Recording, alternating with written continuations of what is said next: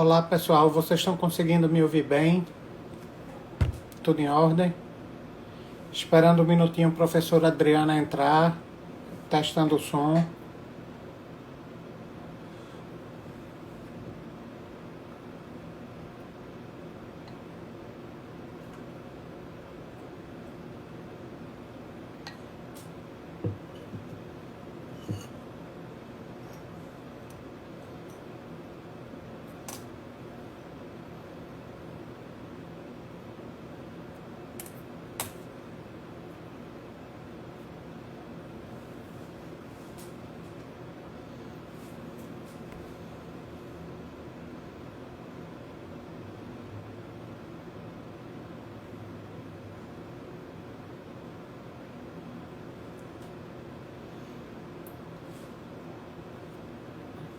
Vou dando boa tarde a todos, esperando a professora Adriana Rocha entrar.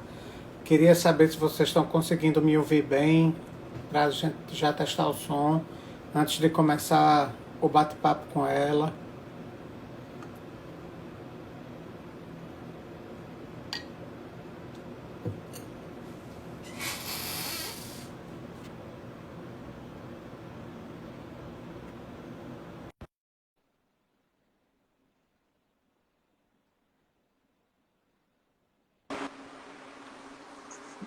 Olá, Boa tarde, Delmiro. Que prazer imenso, meu querido. Finalmente nossa live saiu, né?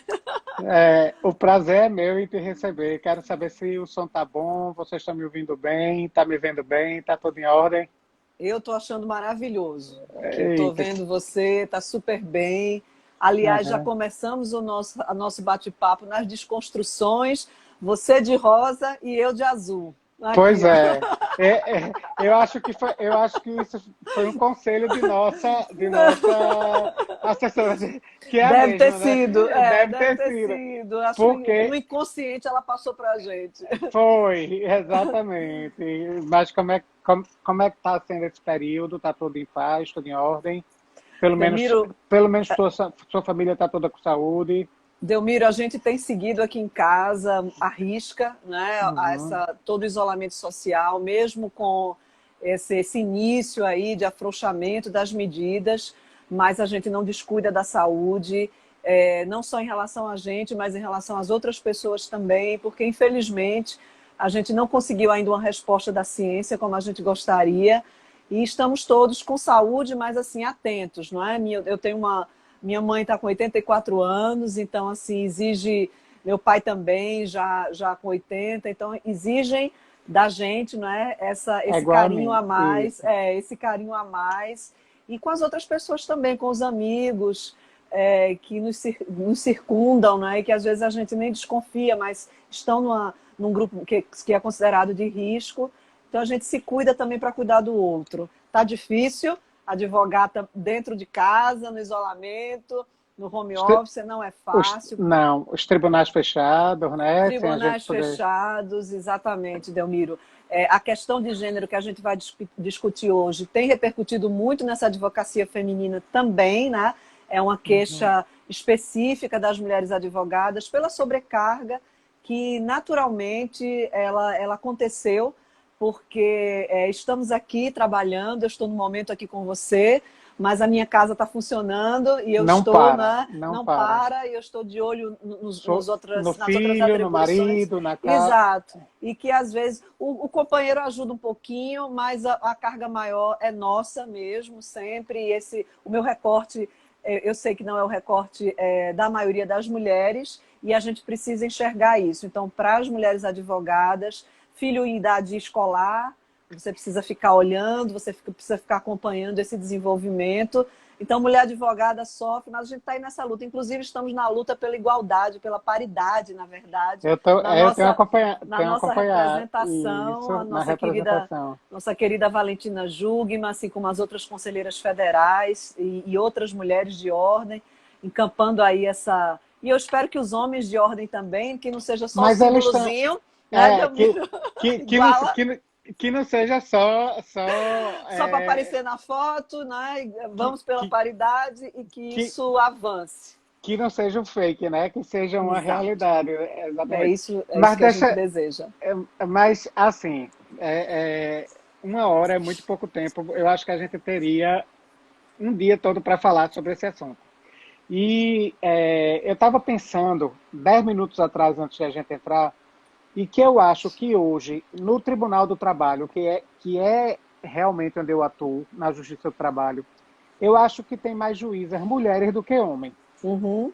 no primeiro grau. Em Isso. compensação, quando a gente vai olhar na segunda instância, desembargadores, eu acho que tem muito mais homens. Por que não me pergunta? Porque eu sou muito novinho para saber disso. Obrigada. Mas, de fato, sim. É. Mas eu acho que hoje tem mais juízas mulheres. Estava Uhum. pensando de vara por vara, tem muito, eu acho que tem bem mais mulheres. E no MPT também, eu acho que tem muito Também. procuradora de trabalho mulher. Tá entendendo? Uhum. Se brincar, mais que homem. Não parei para fazer a conta, não. Mas também não vamos dizer que está lá pau a pau, como se diz. É, mas eu começaria dizendo, né, assim, primeiro, eu nem te agradeci, eu Ah. agradeço muito ter aceito o meu convite para vir para essa live.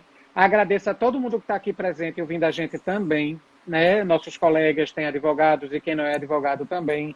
É muito bem-vindo nesse espaço, né? Porque essa conversa foge ao mundo jurídico. Isso é uma coisa que vai muito além disso. E vamos dizer, ir para o começo, né? Indo para o começo de tudo, já que eu atuo muito na Justiça do Trabalho, eu vou focar bem essa frase essa passagem que eu vou falar agora com relação à Justiça do Trabalho. Uhum. Mas as primeiras leis de proteção ao trabalho que surgiram foram por conta das mulheres. Na Revolução Industrial da Inglaterra, quando surgiu a máquina a vapor e que todo mundo teve de migrar do campo para a cidade, certo? E não existia regulamentação, porque aquilo era novidade. E no que aquilo era novidade, as mulheres tinham jornada, os homens não, os homens eram mais protegidos porque quem Uhum. trabalhava era o homem, mas aí com a máquina a vapor realmente precisou-se de utilizar da mão de obra da mulher. E aí as primeiras leis de proteção, ou seja, limitando jornada, porque mulheres e crianças também, trabalhando 16 a 18 horas, né? Então, eu diria que seria até lei de saúde do trabalho, porque começou a limitar a jornada do trabalho em condições degradantes, né? Uhum. Começou por aí. Começou na Inglaterra. Então, pelo que eu me lembre, esse foi o marco inicial. Uhum. E daí para frente, aí a gente vem para o Brasil. E eu lhe dou a palavra para você já me rebater nisso e a gente continuar a Não, conversa. eu só vou complementar. Você começou super bem, Delmiro. Eu acho que é interessante a gente perceber, porque esse recorte que você fez dos direitos, dessa proteção, né, dos direitos sociais em relação à mulher, em relação às crianças, tem também aí um simbolismo muito forte da luta feminista também, né?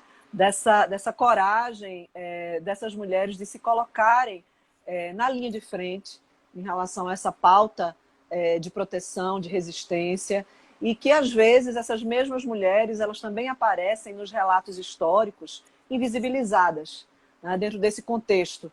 Então parece que da noite para o dia, de repente, um legislador bonzinho, né, ou um presidente da República muito sensível concedeu direitos às mulheres. Né? É interessante que, como os homens estão, na maior parte das vezes, nesses espaços de poder, esse protagonismo é um protagonismo masculino. Até na concessão de direitos e na modificação, os legisladores são homens, não é isso?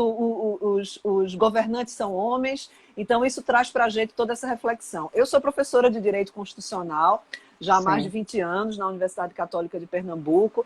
Essa pauta de direitos sociais, principalmente com a questão de recorte de gênero, é uma pauta muito densa, né, para que a gente possa, inclusive, trazer isso para o debate, para o dia a dia e para o contexto mais fácil, que não seja só o contexto do juridiquês, né? Não, com E certeza. perceber, né, Delmiro, que exatamente nós tivemos um marco jurídico, sobretudo do ponto de vista constitucional, que foi vamos dizer assim, o início com a chamada Revolução de 30, né? E o ingresso dessa temática realmente pautar direitos da gestante, pautar a questão da jornada de trabalho, né? Pautar essa proteção que ainda existe na Constituição de 88 como um recorte significativo para a gente encontrar essa igualdade tão desejada, que é a igualdade real, que é a igualdade material, que é a proteção ao mercado de trabalho da mulher. Não é? Então, Na verdade, eu acho que Pois não.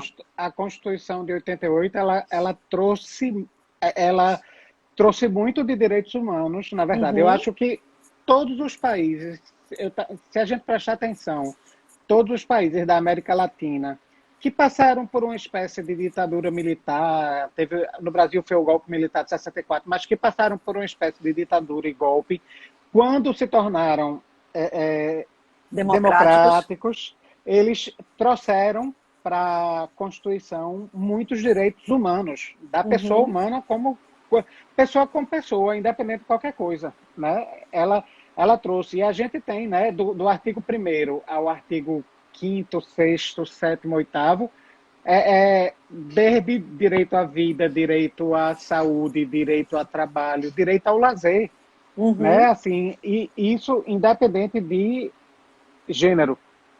Exato. Não, a construção da Constituição de 88 em relação aos direitos fundamentais de fato, é única na história brasileira. Aliás, quando a nossa Constituição ela foi promulgada, Delmiro, ela serviu de embasamento de estudo, não é, para exatamente acadêmicos de todo o mundo, como um Eu sei, marco, não é, eu sei. como um marco de um catálogo de direitos bastante expansivo. E que isso, claro que para nós mulheres, voltando a essa questão desse recorte de gênero, que é a temática da nossa live de hoje, só fortaleceu, né, vamos dizer assim, esse ritmo de mudanças que era necessário para a gente alcançar um maior espaço, inclusive no mercado de trabalho. A gente fala muito da questão, por exemplo, desses direitos sociais e dessas cotas, e você tocou aqui na questão do Poder Judiciário. Eu queria reafirmar, eu tenho uma luta já de mais de 15 anos na Ordem dos Eu sei. Advogados do Brasil, aqui de Pernambuco. A minha luta sempre foi exatamente por essa ampliação dessa fala feminina em todos os espaços, e eu não podia me furtar, como advogada, a também fazer esse recorte em relação ao nosso judiciário. Eu, estudante de Direito, Delmiro, eu não conhecia e não ouvia falar de uma juíza no estado de Pernambuco. Naquela Nós fomos o último, ou um dos últimos, não sei se foi o último ou foi o penúltimo, mas assim, estado estamos, até. Estado, exatamente, Tribunal de Justiça, a reconhecer a possibilidade de que mulheres fossem juízas estaduais. Então, a Justiça do Trabalho, por ser federal, e eu acho que esse recorte é importante que você mencionou no início, ela propiciou, não é, É um pouquinho diferente. essa ida dessas mulheres, mas, infelizmente, quando a gente vai subindo e quando a gente vai olhando para os tribunais, a gente continua se ressentindo dessa ausência feminina, e aí a gente começa exatamente a pensar, por exemplo, que é o que eu queria falar inicialmente, como é que a gente trabalha uma política de cotas com seriedade, defendendo a temporariedade dessas políticas de cotas, mas argumentando a partir de fatos, porque fica muito aquele achismo, olha, eu acho que tem mulher demais, ou eu acho, né, que as mulheres não precisam, eu acho que as mulheres ascendem. Bom, então vamos fazer, do ponto de vista científico, vamos fazer essa colheita de dados, vamos fazer esse recorte, porque aí, sem dúvida nenhuma, a gente vai ter diante da gente, primeiro, um cenário de maioria feminina, dentro inclusive do eleitorado brasileiro, né?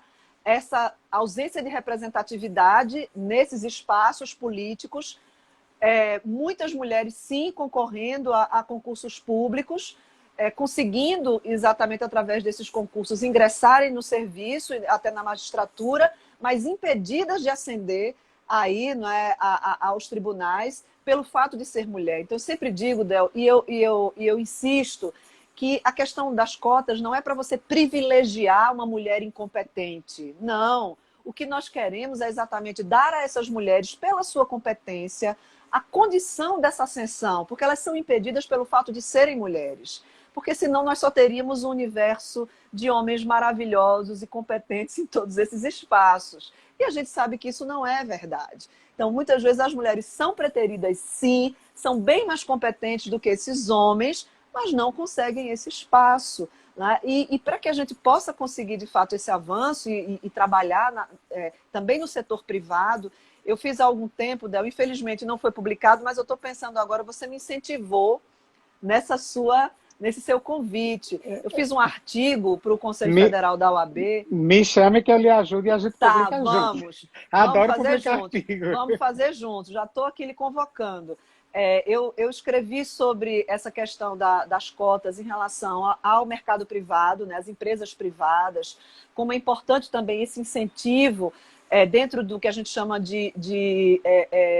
dessa promoção de igualdade, né, dessas políticas, não só públicas, mas dentro desses espaços que são espaços que, claro, a gente sabe que tem livre concorrência, a gente sabe que tem outros critérios, mas que a gente tem exatamente que enxergar que isso é para benefício da sociedade, que quando você entende, quer dizer, um discurso, por exemplo, de um governante que diz que contrataria um homem porque o homem não engravida, isso é muito grave, isso é muito sério, não é? Isso desconstrói toda uma pauta de direitos, isso afronta a nossa Constituição.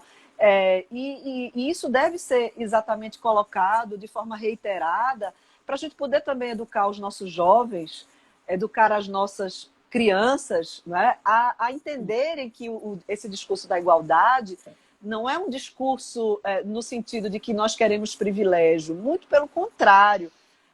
A gente não tem nenhum privilégio, né? A gente não tem, né? A gente sofre esse preconceito, isso precisa ser buscado e o direito é um dos caminhos para isso. Não é o único, mas ele é um dos caminhos. Deixa eu te falar, deixa eu abrir um parênteses, que vou fugir até um pouquinho da temática. Tá. Ao mesmo tempo que isso acontece aqui no Brasil, o Brasil é um país inovador. Eu acho assim que quando ele quer, ele é inovador. Tu, como professora de Direito Constitucional, sabe que os Estados Unidos criou o controle de constitucionalidade de forma difusa. Aí, Hans Kelsen leva o controle de constitucionalidade para a Áustria e eles não fazem difuso. Eles criam um tribunal constitucional. Eles criaram lá um tribunal constitucional. Não havia controle difuso, mas havia controle constitucional. Aí o que é que o Brasil faz? Concentrado. Aí o que é que o Brasil faz? O Brasil se junta com Portugal, que tinha sido o Brasil foi colônia de Portugal, né? Se junta Brasil e Portugal e Portugal criam o controle misto. Nós temos o controle difuso e concentrado. Ou seja, eu acho que nenhum outro país no mundo que eu saiba, tu me corrige, eu posso estar enganado nisso, mas eu sei que foi uma criação. Se existir em outro país, foi criação do Brasil e de Portugal, certo? E aí a outra coisa que eu ia falar, que teve um dia que eu assisti uma palestra e que eu perdi meu dia nesse dia. Por quê? Foi que houve nesse dia? Tu já ouviu falar num grupo que tem, que é Cor de Igualdade? Tu já deve ter participado de alguma palestra. Não, ainda não. Mas já viu falar? Eu já vi, mas eu nunca participei, não. E aí eu participei e teve uma moça, uma jovem, né, universitária ainda, e era uma mulher, e ela era negra, e ela disse assim, bem assim mesmo, eu só vim me perceber negra quando eu ingressei na universidade e que eu não conseguia, né, entrar nos grupinhos dos brancos. Estava excluída desse universo, né? Quando ela chegou na universidade, foi que ela compreendeu. Compreendeu, porque ela disse assim, na minha casa meu pai era negro, minha mãe era negra, meus primos eram negros, meus tios eram negros, então assim, tipo, eu nunca tinha percebido que eu era negra, mas quando eu entrei na universidade, os olhares, tá entendendo? Tudo, ela disse, foi que eu me percebi que eu era negra e que ser negro era diferente. Essa pauta, né, eu acho que você tocou nisso porque a gente estava falando sobre a pauta de cotas, né? Essa pauta no Brasil, ela é uma pauta que está em evolução sempre. Sim. Não é? O início não foi fácil. A gente sabe, inclusive, que nos Estados Unidos há um movimento de retração no que diz respeito, né, a algumas políticas de cotas, né, dentro desse modelo do liberalismo norte-americano, que nós não temos, e eu acho que nunca é demais lembrar, sabe, Del, que nós estamos diante de um Estado social de direito, é o que a gente chama de Sim. welfare state. Quando a gente Exatamente. fala do Estado social de direito, a gente precisa exatamente compreender essas responsabilidades, a proteção, né, a direitos individuais, claro, né, mas a compleição dos direitos sociais, dos interesses coletivos e difusos, não podem ser relegados a um segundo, terceiro e quarto plano. E há possibilidade, sim, de convivência e de concretização desses direitos a partir do que a gente chama, né, de uma lógica vamos dizer assim, de harmonização entre esses interesses, né? E eu sei que o STF, acho que era aí que você quis colocar, né, se é um tribunal concentrado, se é controle difuso. Nós dependemos muito desse ativismo judicial para algumas pautas mais difíceis na sociedade brasileira. Não que eu veja isso necessariamente como uma coisa boa, porque isso também pode, né, nos colocar, nos deixar numa situação muito complicada, né, de nos tornarmos reféns desse poder judiciário e abrirmos mão, vamos dizer assim, né, dessas nossas outras funções dentro do Estado democrático, a função política, a função gestora, né, que faz parte também desse contexto. Então, o juiz não pode resolver a vida de todo mundo e resolver tudo o Não, tempo todo. não, E a gente não. não quer isso. Não é? Sobretudo porque o judiciário ele é composto, a sua composição também não é uma composição nada democrática. Se você Olha, for olhar quem fala pelo judiciário, nesse contexto, quem é que tem essa voz desse sistema de justiça, não é necessariamente aqueles que estão nos representando ou preocupados com essa pauta de direito, mas a gente tem que reconhecer que, não é, tanto a questão das cotas, quanto a questão dessa participação das mulheres, como a questão agora, recentemente, da pandemia, do interesse público, superando aí esses incômodos individuais. Meu Deus, o meu direito de ir e vir, não é? A minha caminhada matinal, ela está prejudicada. Não, não é isso. Né? A situação da pandemia... Aliás, eu vou aproveitar aqui para fazer um convite, se você me permitir, Del. Eu claro estou aqui que com a presença ilustre da minha querida amiga Maria Bethânia Silva, que está lá em Oxford, né? E sim. professora também de Constitucional comigo, já foi na Unicap, foi procuradora de Justiça aqui no Ministério Público. Vai Pois falando, vai não, tá. falando. E Que eu vou ver a amanhã, luz. Minha tá, luz apagou aqui. eu já vou convidar aqui, gente. Já vou, quem sabe faz ao vivo.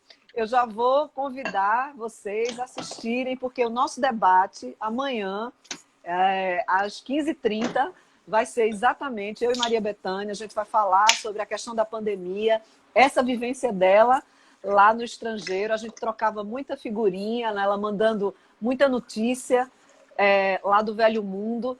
E eu acho que é interessante a gente ouvir uma brasileira que está lá, né, Bethânia? Que está lá com as suas dificuldades, com as suas impressões, mas uma mulher, para mim, de grande inspiração, uma grande amiga.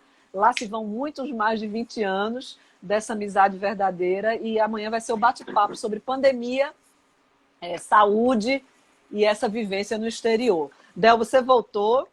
Foi, é porque Tá com minha a luz luz? aqui, eu acho que minha luz queimou. Aí eu fui ligar e Mas desligar, eu tô aí eu lhe vendo liguei. bem, viu? Eu tô Tá achando que ok, tá né? legal. Tá Pronto. bem, tá bem. Foi Não porque se preocupa, não. realmente eu tenho uma luz que fica bem aqui e ela apagou de repente. Aí eu fui lá, liguei, desliguei, liguei, desliguei, mas eu acho que ela queimou. Mas enfim, aí eu liguei a Mas outra lá, Mas tá pronto, ok. então só para a gente concluir aquela questão em relação aos direitos, eu acho que é isso.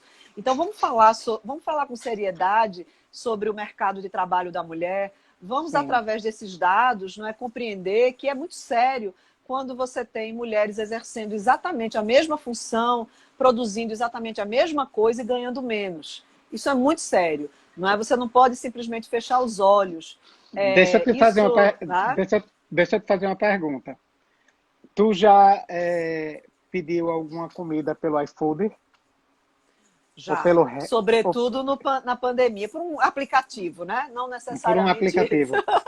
Ou mesmo já pegou Aliás, um... não estou pedindo em apoio aí aos nossos Sim, sim. entregadores. De ontem rolou uma lasanha aqui em casa, né?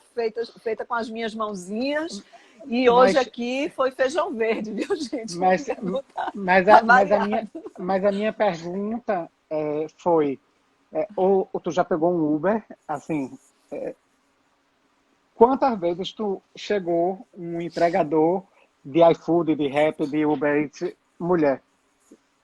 Eu quero Olha, saber. de Assim, porque aplicativo, eu acho, nesses aplicativos de comida, eu acho que só uma vez, que eu me lembre, uma uma, vez. E uma. olha que, né, eu já uso há muito tempo. Agora, no Uber, eu já No tive Uber mais mais, sorte. também, E também. também porque a gente tem um sistemazinho das mulheres e tal, porque ainda tem a questão da violência, então a gente tem uma rede de proteção, né? Tinha uma época que a gente tinha um WhatsApp que eram só mulheres motoristas Ah, não e sabia isso, disso. exatamente, o mundo feminino, viu, Del, ele se ajuda mesmo. E como a gente é muito mais exposta a essa questão de violência, então tem sim várias, vamos dizer, vários grupos, né, que exatamente repassam ali para as mulheres essas motoristas para a gente ter essa constância de pegar sempre uma mulher, sobretudo de madrugada, né, se você sai ou se você volta mais tarde do trabalho, para você ter essa segurança. Certo. Mas tu ia falar da diferença salarial e eu te interrompi. Vá. Não, eu acho Uber Girls, olha a Michele Nunes dizendo, Uber Girls, Disse exatamente, Mi. Não, eu acho que não só essa questão do salário, mas a questão mesmo, né, da ascensão e da possibilidade dessa mulher dela conseguir esse espaço. E eu volto a dizer, sabe, Delmiro, eu tenho me preocupado muito hoje, assim, eu estou muito atenta, não só com essas violências reais, que são mais fáceis de ser identificadas. Então, quando um homem interrompe você na sua fala, não é? Isso recentemente aconteceu com uma conselheira federal, não é? E pode acontecer com qualquer uma de nós advogadas, não é? Quem nunca, na sua sustentação oral ou na sua fala, foi interrompida, às vezes não só pelo juiz, porque já tem aquela questão de uma falsa hierarquia que não existe, né? Mas há sim o dever de respeito mútuo, né? De urbanidade mútua, mas para o outro colega da outra parte, de explicar, às vezes tentar explicar de novo aquilo que você acabou de dizer, como se fosse, ela não está se explicando bem, deixa eu falar por ela que eu acho que eu explico melhor. Então, essas violências, elas são normalizadas. A gente só percebe, às vezes, isso quando a gente começa a fazer leituras, quando a gente começa a se apropriar de conhecimento, quando a gente começa a debater também com outras pessoas e com outras mulheres que estudam essa temática, e você consegue ver, não é? Você consegue enxergar. Então, não é difícil você ouvir também mulheres dizendo: eu nunca sofri um preconceito na vida. Tá? Isso é uma inverdade. Né? Por mais privilégio que essa mulher tenha, que o local dela seja o local de mais alto privilégio que a gente possa imaginar, nos vários recortes e nas várias intersecções que a gente possa fazer do discurso feminista, certamente ela não teve, né, essa condição de enxergar, porque para ela aquela atitude masculina, aquela atitude de violência, ela é natural. Né? Então, não só o homem interromper, como o homem se apropriar da sua ideia, Delmiro. Aí é que acontece mesmo. Né? Você está numa reunião, no escritório, a advogada vai, dá a solução, mas quem brilha é o é homem. o homem. Eu recebo muita queixa de advogadas jovens que dizem: professora, estava no escritório, a gente estava debatendo, eu faço tudo, mas quando é para conversar com um determinado cliente, que às vezes é um cliente mais importante, eles Quem não me vai é o. enviam. Não é? Por mais competência que eu já tenha mostrado, o meu currículo é top, não é? E eu domino, sou eu que faço as peças, sou eu que vou, que batalho. Ou seja, eu estou ali naquele dia a dia, mas na hora desse confronto e dessa exposição, quem brilha é o homem. Então, eu tenho insistido muito nisso, sabe, Delmiro? Não que o homem não possa, eventualmente, levantar uma pauta, se ele está no espaço de poder, parabéns. Eu Claro sou que um sim. prefeito, eu sou um governador, eu sou um Sim. político, Normal. eu sou um presidente de Normal. ordem e eu quero defender essa igualdade. Ótimo, venha, mas não retire a importância desse trabalho feminino, porque se chegou nos seus ouvidos que é importante você defender, por exemplo, para a advocacia, essa igualdade na representação das diretorias e dos conselhos, isso foi trabalho das mulheres e não é de hoje. Eu estou há 15 anos na ordem, batalhando, e junto de mim tem muita mulher hoje forte, não é? Consciente, propositiva, competente, mas na hora de assinar não aparece o seu nome. Então, eu acho isso uma deslealdade. Isso também em relação à questão de raça, né? E não é só falar sobre vamos dizer assim, é o meu local de fala. Não, eu escutei da querida Juliane Lima, que é uma advogada negra maravilhosa e que presidiu aqui durante um tempo a nossa comissão de igualdade racial e agora está em Garanhuns, na Comissão de Direitos Humanos. E ela tem uma fala preciosa. Ela diz, olha, às vezes essa ideia do local de fala é uma forma de você se descomprometer com o assunto. Então você diz, isso aí não me atinge, né? Então não é meu local de fala. Você, Delmiro, pode dizer, Adriana, essa defesa aí das mulheres, isso é problema seu. Eu não tenho nada a ver com isso. Acabou de entrar aqui na live duas grandes mulheres extremamente competentes que têm família, que é Silvana Fonseca, advogada, e Kelma Collier. Sim, queridíssimas. Tu sabe Queridíssima. Kelma Claro, Collier já foi minha tá chefe. sempre... beijo para as duas.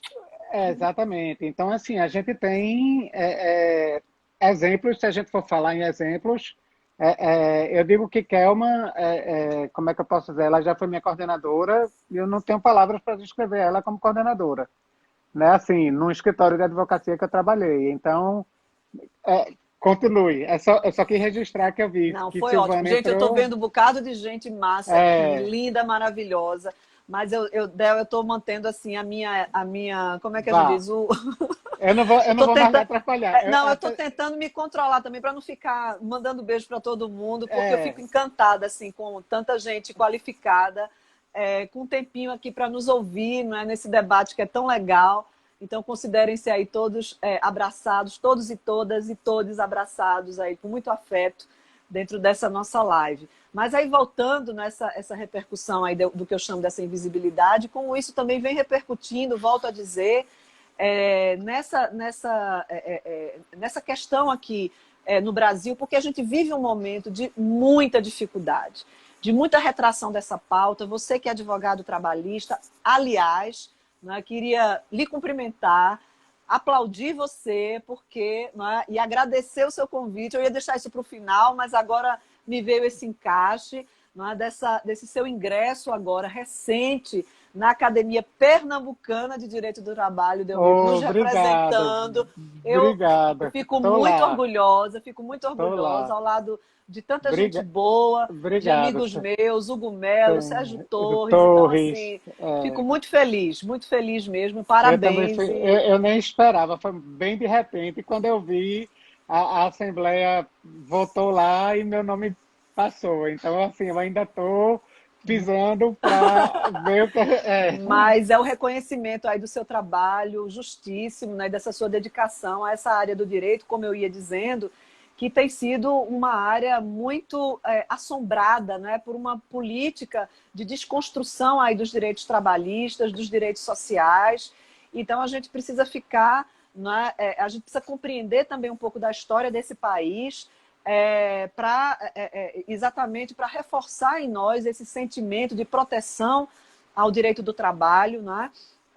Esse nosso sentimento de orgulho de termos uma justiça do trabalho que funciona tão bem, né? Que tem mostrado, sim, produtividade e que tem reconhecido, por uma questão de justiça básica, essa proteção, muitas vezes, a esse hipossuficiente que vai ser para o resto da vida essa disputa, não é, de políticas neoliberais com o Estado Social de Direito, vai ser sempre permanente, mas a verdade é que está no texto da Constituição.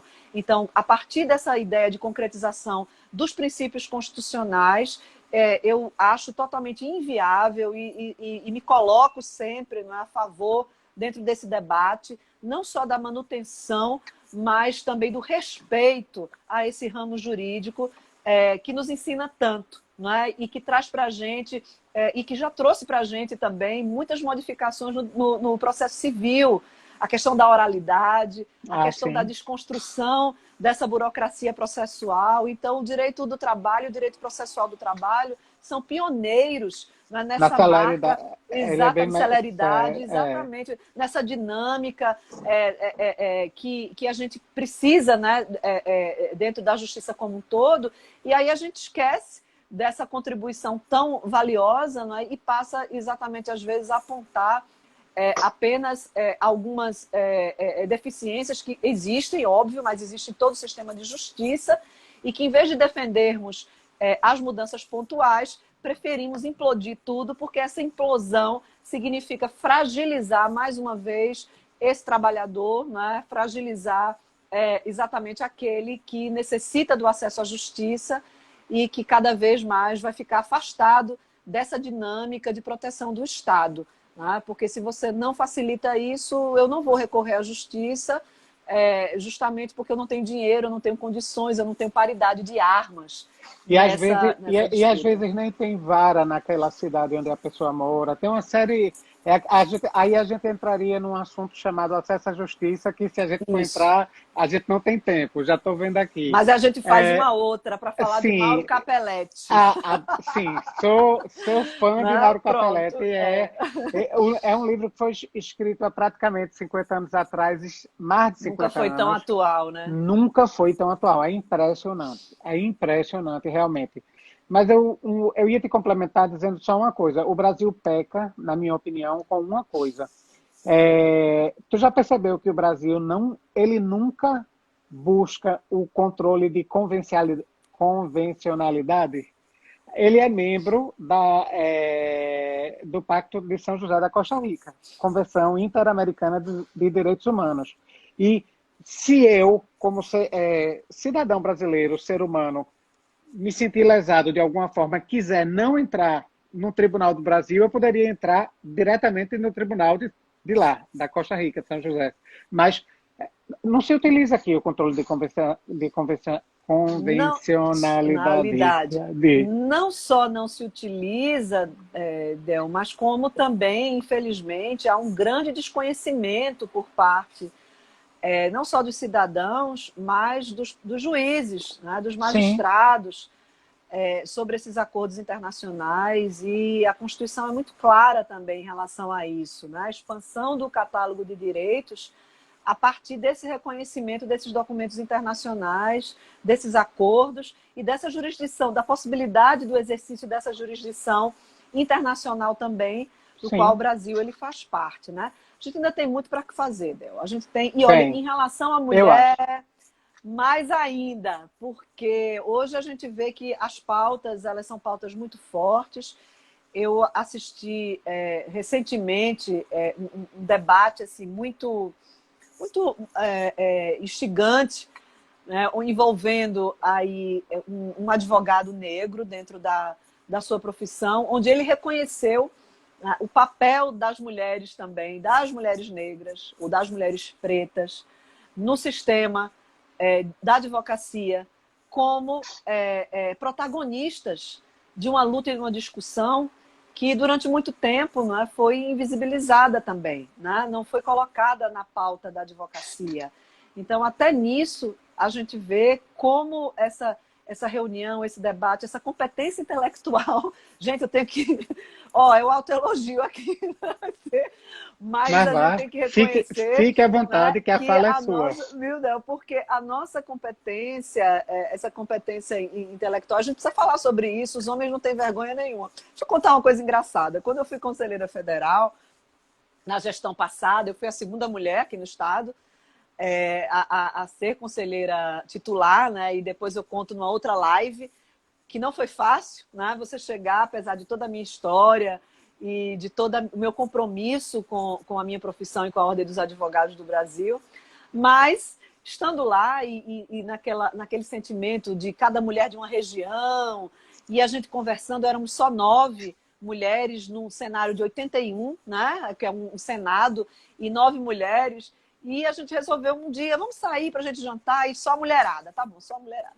E quando a gente começou a conversar, é interessante como todas, isso no início no Conselho Federal, todas estavam assim, ansiosíssimas com o primeiro voto, com a primeira colocação ali na sessão, porque nós somos muito autocríticas, a nossa exigência.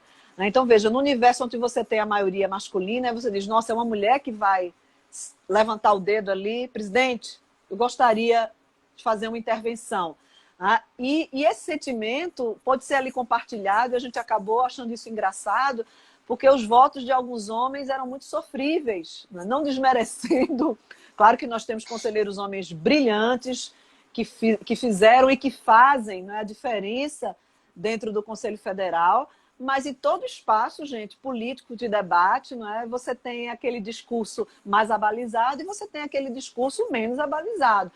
Mas os homens, eles não se preocupam com isso. Isso não é um ponto de preocupação para eles.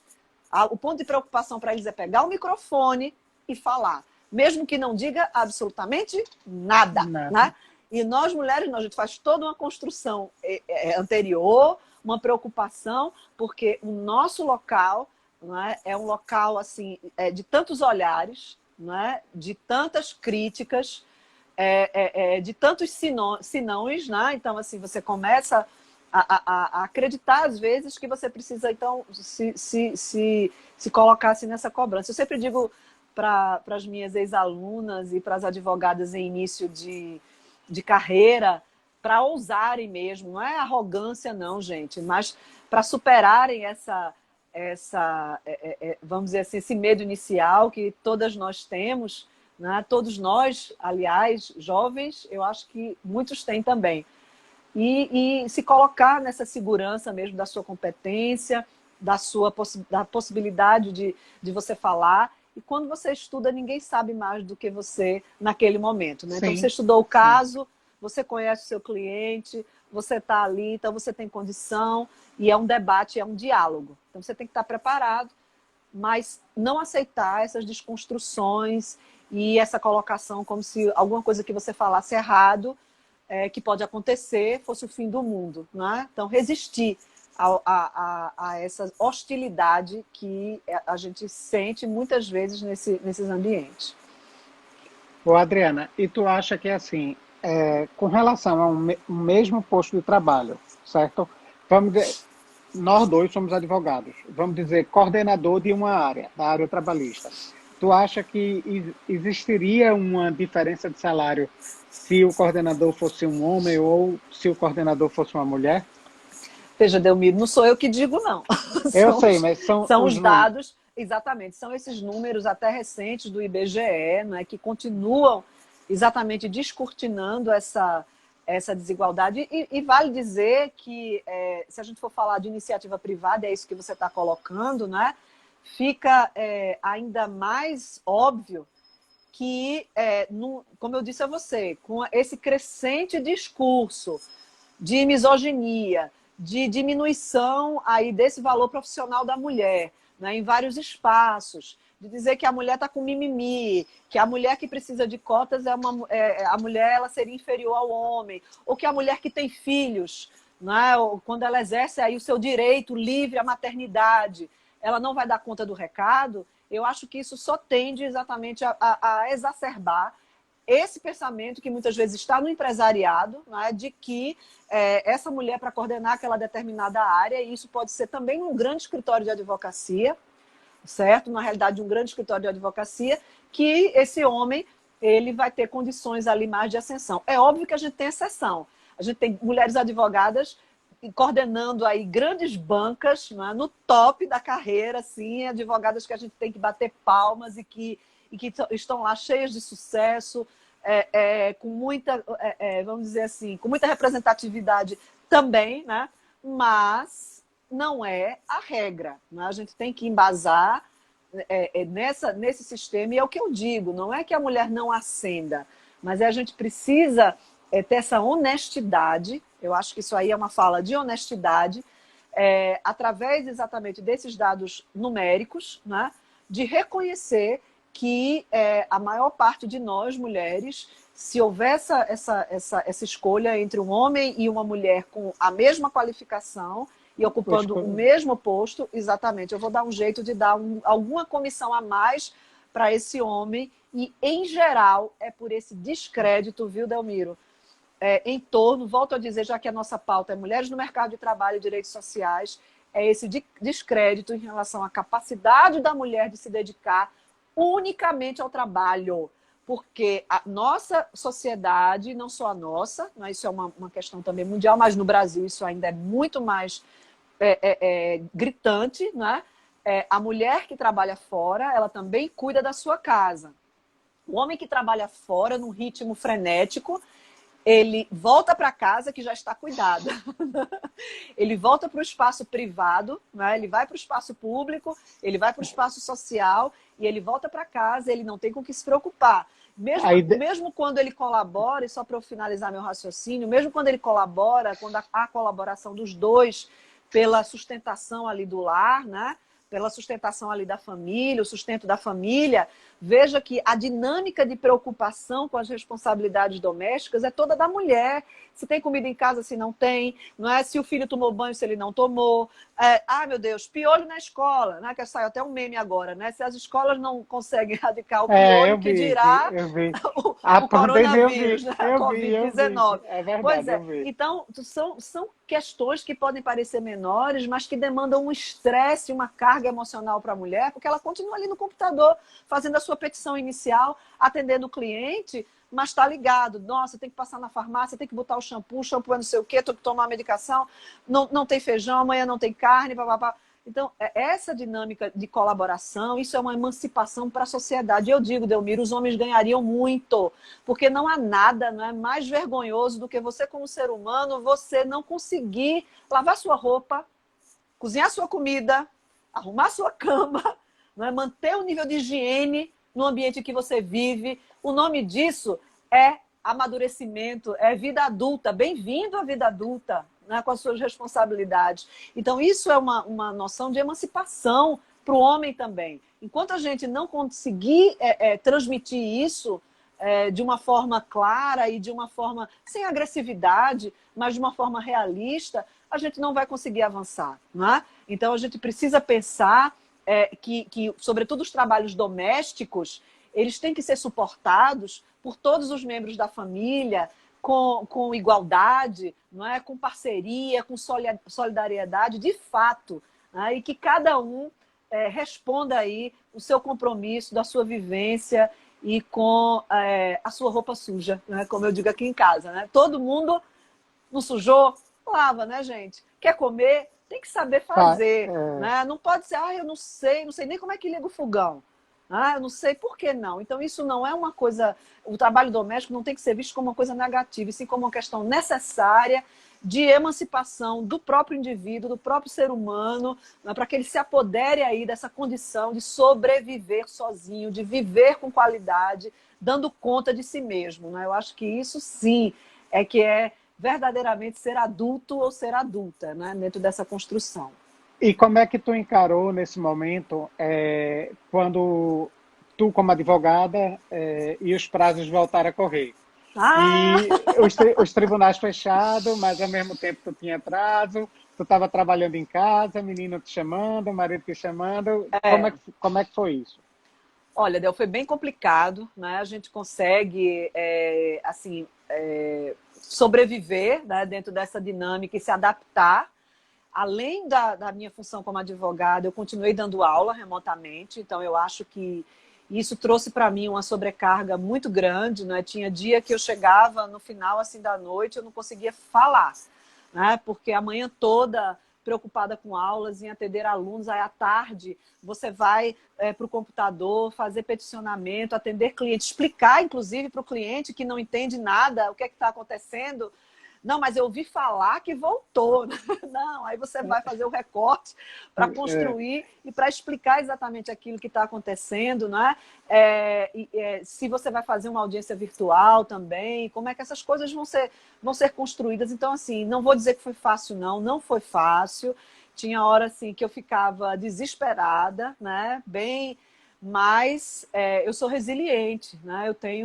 Eu tenho essa coisa assim, não, é um momento difícil para todo mundo, não vai ser diferente para mim, mas a gente vai tentar construir uma melhor saída. E ficava de olho na OAB, né? Via como é que a nossa OAB estava se comportando, se ela estava na defesa aí dos interesses também da advocacia, se as associações, né, estavam também se manifestando para que isso pudesse ser equacionado, porque nem sempre o interesse aí do judiciário é o melhor interesse dos advogados e das advogadas, e a gente sabe disso. Então, às vezes, o pensamento é só, olha, o teletrabalho está funcionando maravilhosamente. Para quem?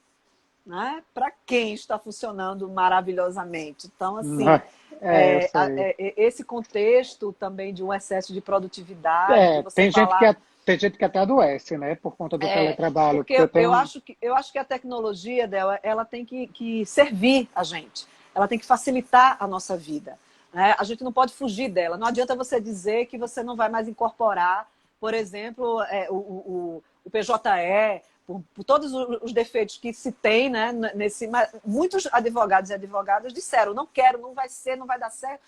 Não tem o que fazer. Esse avanço tecnológico aconteceu e a gente tem que correr atrás. Sim, Agora, de que forma isso vai ser inserido nas nossas vidas e como isso vai trazer para a gente, em vez de trazer menos qualidade, trazer mais qualidade de vida, é isso que tem que ser pensado. E pensado com responsabilidade, porque isso é melhor para todo mundo. Não é? Ou seja, você alcançar aquele nível, mas você já tinha um nível 10 de produtividade, aí você agora está trabalhando mais, aí você consegue o 11, daqui a pouco é o 12, é o teu. Como assim? Né? Você está fugindo de toda a lógica. Né? Então, se você já está no nível 10 e você consegue uma diminuição aí da sua carga de trabalho com esse instrumento tecnológico, por que não usar?